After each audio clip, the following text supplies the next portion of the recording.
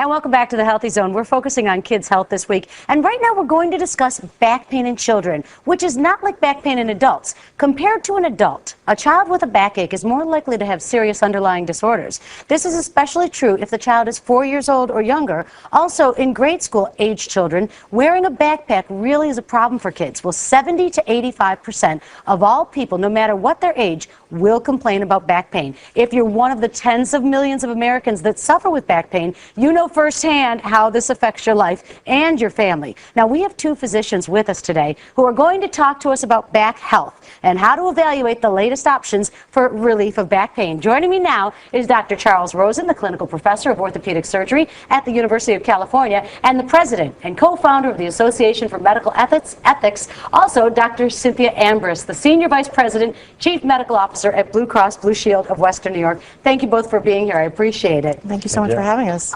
You know, there's so many things we can talk about in back pain, so let's start with children and back pain. Dr. Ambrose, how do we know if something that a child is complaining about with their back is serious? Well, it's interesting, and I'm going to let Chuck just quickly address the scoliosis issue, which is the thing I think parents are concerned about. Yeah, I know a lot about scoliosis. Yeah, but I think we're seeing an increasing thing in something that's preventable, and I wanted to mention that. You know, the backpack issue, which you mentioned. A child should not be carrying a backpack that's heavier than 10% of their body weight. Okay. So you see them with these great big things on, you know, struggling almost to go to school. I see kids in the airport with big backpacks also pulling rolling bags because that's become sort of a neat thing, a trendy thing to do. We have to be very watchful of those kinds of things because, you know, they can really cause serious back injury in kids. The other thing is anything sports that cause repeated extension of the back. So gymnastics, football, you have to be careful if a child is starting to complain about back pain and they're involved in those kinds of sports, they should be evaluated because it can cause a stress fracture. How do you know when to, because it's not a normal thing for a child to complain of back pain, is it? Yeah. No, it's not normal to complain of back pain if you're a child. Certainly if some child that's a toddler complains of pain or looks like they're walking funny or stiff or have fevers, or they're teenagers and they're having pain in their back, then you have to take it seriously. The time that it doesn't hurt that you have to look out for is scoliosis. If you see a child from early teens or even before is walking a little funny, one shoulder's higher than the other, one hip's a little higher than the other, walking a little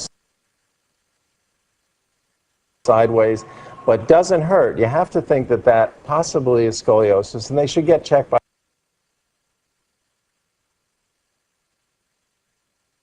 by their doctor. Because if you treat that sort of thing with a brace early on, then you may not need any surgery ever.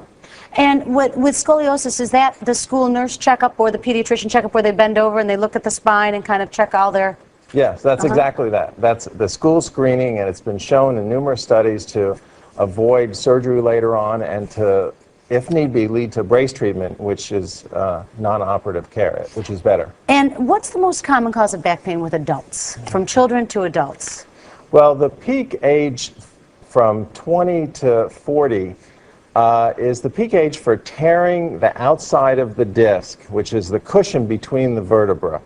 When you twist, you're out of shape, you bend, you twist, you're a weekend golfer, gardener, and you tear the outside of that disc, you get a lot of inflammation, the nerves get irritated, you get in spasm for 2 or 3 days, and that's the most common cause. And 95% goes away within 4 to 7 days with just some Advil or Motrin and some rest. 95%. How much does a person's weight affect whether or not they're getting back pain? Is that a big problem?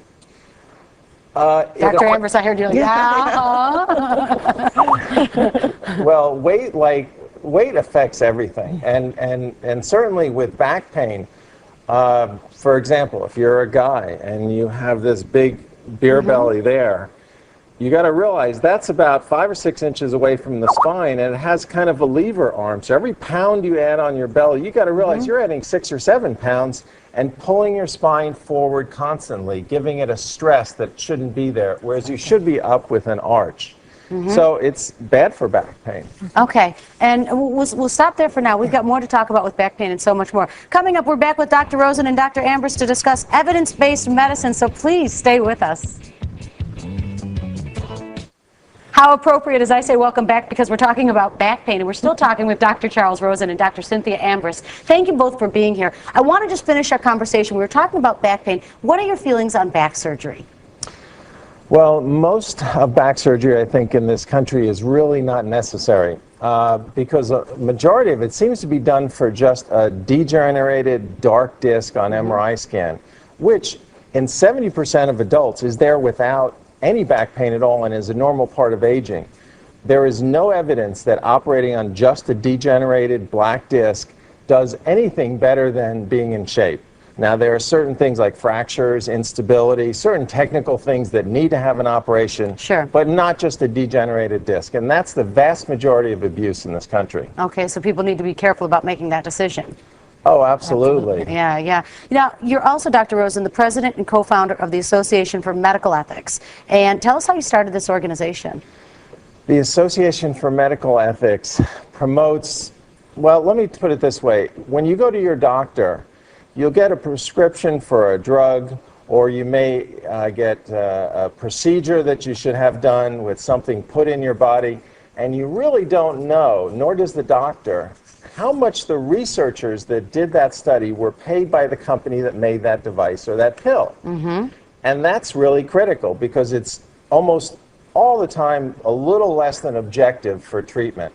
The Association for Medical Ethics promotes disclosure, financial disclosure of how much doctors, researchers are paid by companies, so doctors and patients can know. And so that's why we testified in front of Congress for the Physician Payment Sunshine Act, which fortunately passed and just requires all companies to reveal that information to the public. That's what AME is about. And so the more we know, the better decisions we can make. Exactly. Okay. Absolutely. That's exactly the reason. And Dr. Ambrose, evidence-based medicine approach, how does that help to make decisions about what a health care plan will?